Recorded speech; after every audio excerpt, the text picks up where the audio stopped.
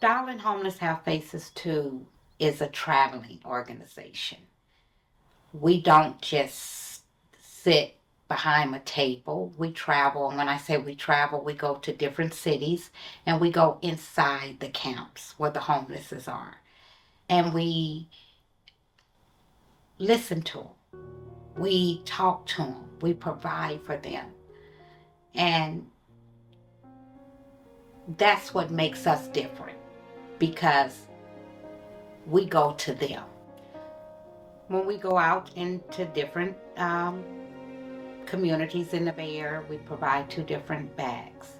One of the bags is a lunch bag that consists of bottled water, juice, fruit, chips, uh, different canned meats. Uh, the hygiene bags consist of toothbrush, a kit of toothbrushes and toothpaste, um, hygiene as far as deodorant for men, women, uh, blankets, lotion, socks, hats. And with the pandemic hitting in 2020, we had to start putting PPE into our bags.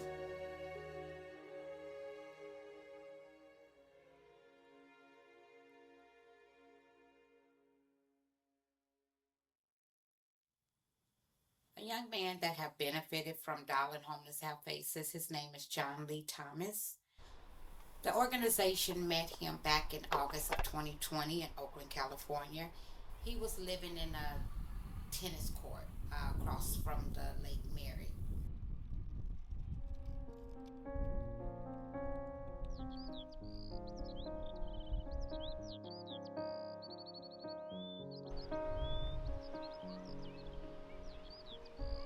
Yeah, at the tennis courts, I was actually when I was like trying to lay my head down somewhere, I had been assaulted plenty of times.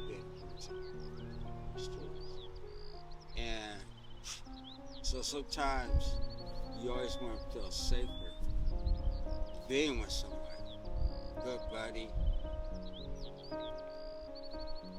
And then what ended up happening is sometimes you would think a homeless friend start like acting like y'all like brothers, like got good friends. Sometimes when shady stuff will come, might stay up from me in your sleep, might try to put hands on. And you start to notice like, hey, this really ain't my friend. And then at the tennis courts, you know, people would just like when I back to where like I was looking, lay my head down. I was walking. I said, you know what? I'm gonna try it after all tennis courts. So I know the area, got everything over, grocery store, bathroom access, you know. So that started going, going okay. What I noticed when out there talking to them is that they don't want to leave their comfort zone. Scared if they leave when they come back, it's not going to be there. So that's what makes us different from all others because we're not afraid to go to them and go down into the camps like we do. Started off in 1975 when I was born. My mom had me at 17 years old. And as I'm a baby, I had to become a man faster because my mom was blind. So my childhood, I thought I didn't have. I had to grow up faster than expected to help my mom get around. And it'd be days where I thought days would be happy. Sometimes days wasn't happy. You know, my mom's first apartment was in 69 Village off International. Okay. And we had to move there after staying there 2 years because of bad plumbing. So they moved us to 3500 Bruce Street by Highland Hospital. In 2012, I didn't have nowhere to go. I had no family. I didn't have no friends. I had some friends, but my family was not there for me. Like, hey man, you come over, take a shower, man, you can put a hot meal in your stomach. I didn't have that. So I started thinking, is this a joke? Nah, because I didn't get no phone calls. Nobody had come and look for me. So as time go past, I'm looking up. It's 3 years I'm on the streets. They'll come by and say, hey, you okay? Here's a little few dollars. I'm like, they mad with me or something? I lost my mom. That was their sister. So I'm like, that was so hurtful. Then it made me depressed. I'm like, oh, I really don't got nobody in the corner. So I said, I gotta man up. I stayed actually on 14th Ave with my mom for like 30 years. And then they shut down a housing authority building on 14th Avenue. She had to move to seminary. So that when we moved to seminary, I stayed with her for 8 years. She had a massive heart attack and died this month on the 28th. This month is our memorial. So after that, I transitioned to being on the streets for like 10 years. And what year was that? 2011. And after that, just I got to a part where I shut my mind down. I didn't want to bother nobody. When you lose your mother, it's the hardest part of the day of your life. So I walked out of Highland Hospital after my mom died in my hand. Everything just was a new world to me. Like, I was numb. I didn't care about nothing. I didn't want to hurt nobody. I didn't want to rob nobody. I didn't want to steal from nobody. I just was in a part of my life where I was depressed. I was already going through stuff in my life already. And that was the last straw, when you lose your mother. So, as of today, on the 28th this month, I plan to celebrate my mom's memorial, that passing. She died at 53 years old. And during that time, we was like become the best friends ever, I lost everything. I had to come back and stay with my mother. And then to see my mother die. And it's just like that just blew me away. So why I'm here and what I'm saying is like sometimes I see things that go on with people with kids and their parents. I try to tell people, appreciate your parents that's here. No matter if you don't agree or don't agree, you can work that out. That's materialistic stuff. The blessing to call your mother, hug your mother, see your mother, that outweighs anything.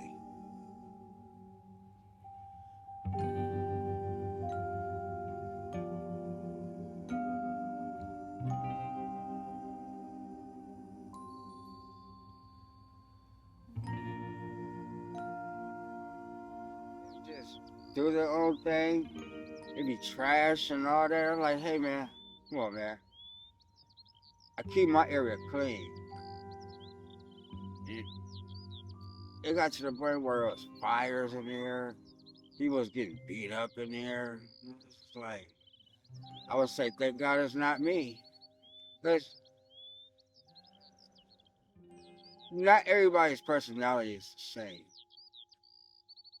And then where it's like at nighttime, the damn rats.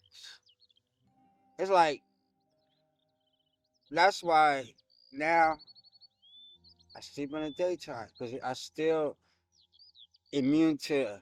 I would I would leave the taco truck on First International, Taco Rancho. I'm like, I'll go to my tent, all around the tent. I would pour bleach and everything, but you have people who wouldn't care about their space. There's trash everywhere. It was ratland at nighttime, so I would ride the bus at night all the way to like BART open up. So I'm like bobbing my head on the bus because I'm really not trying to hold my sleep until BART open up. In Oakland, being on the streets, in a positive way of being homeless. So I finally ended up, my last stop was the Ethel tennis courts on 2nd and East HT, but some people would. And then it was to the point where it was just like, you get frustrated because don't get me wrong. And then that's when your organization came in, like, because your stomach get hungry. How you supposed to wash your hands with no soap? You know, you want to put on a nice t-shirt or at least a clean t-shirt on. You know, I used to wash my bird baths at that water fountain. And people like, hey, I don't know how you do that. I said, you know what? I got to do for now what I got to do to, you know. I feel like, and then when your organization came up, y'all helped us so much at the Ethel tennis courts. And y'all says y'all promise we will be here on a regular basis. Because it was about like 8 to 10 people inside the tennis courts or more. And the things was where there was good friends there.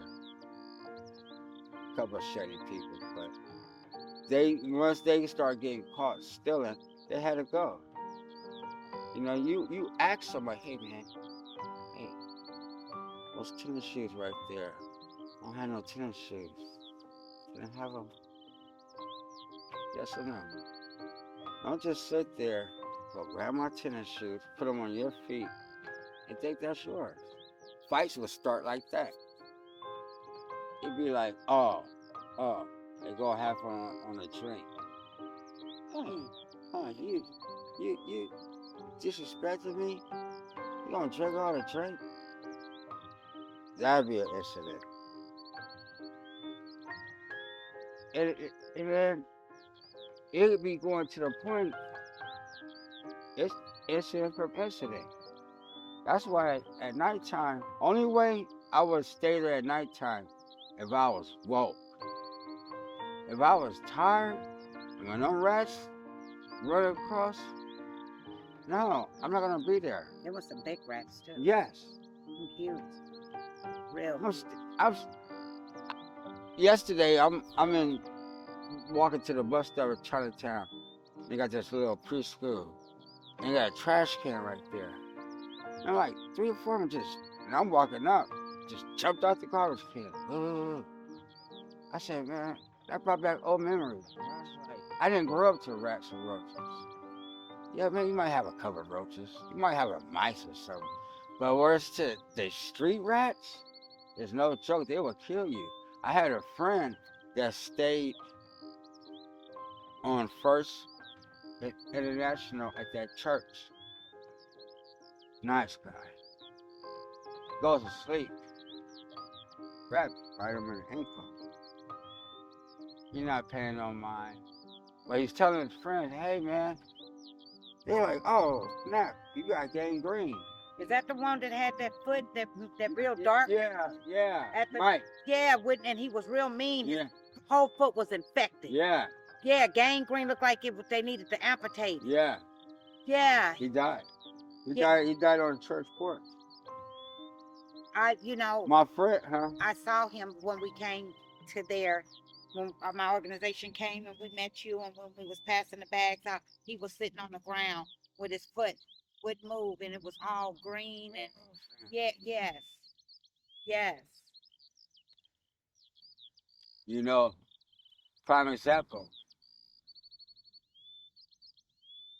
A lady friend,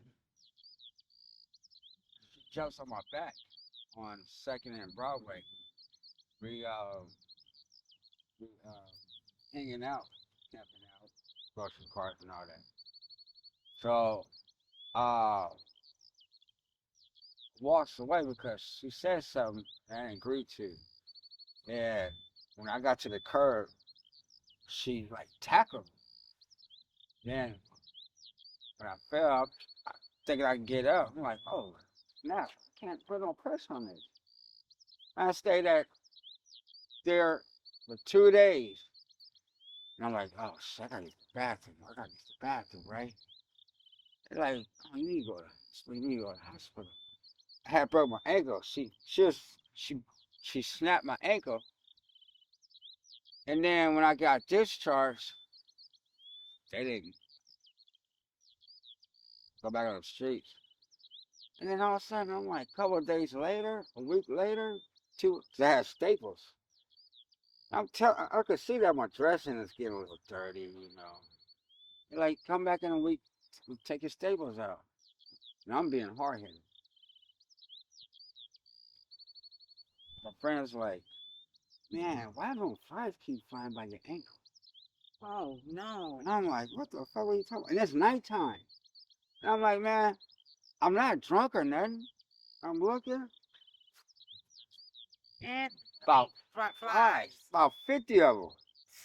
So he's like, oh shit, you got gangrene, man. I said, oh snap. So we're at the main library outside, across the street. Called an ambulance. It was something. He said, man, if you wait a couple more days, man, we would have to cut your leg off, man. Oh no. But it still turns into staph infection, though. I had to spend like 9 months in the nursing home. I was on the highest dose of antibiotics because it was that serious. Wow. I still got plates, screws and stuff. I went through 3 surgeries. Wow.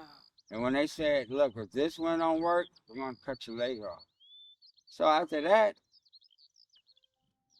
what did I do after that? Oh, floated around, being back homeless. This time after the nursing home, I'm like, okay, I'm 100% now. No staph infection. My ankle's cool. I still needed a cane at times. So, like, why let my head down? And being homeless, sometimes you don't know where you're going to lay your head down. Right. Because there's no permanent address.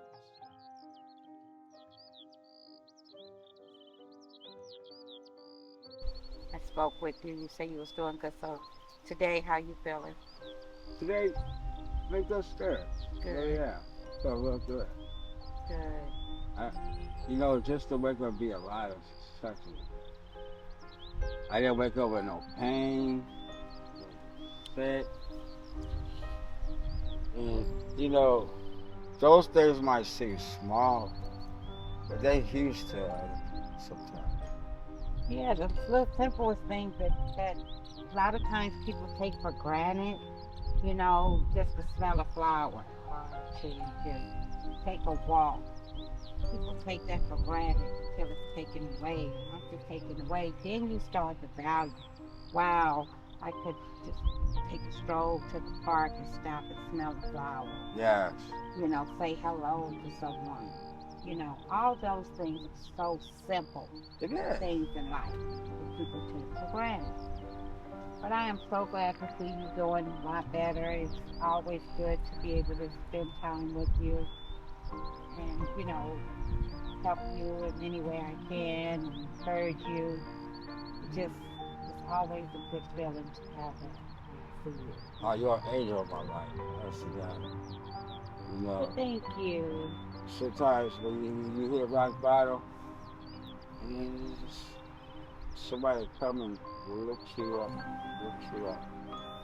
save somebody's life. Kindness is free. And if everybody had that way of thinking and looking at And are malignant, threatening the vitality of the entire community. The last federal census revealed that of Oakland's 131,000 housing units, over 15,000 were substandard. Over 3,500 were unfit for repair. Some houses were unlisted.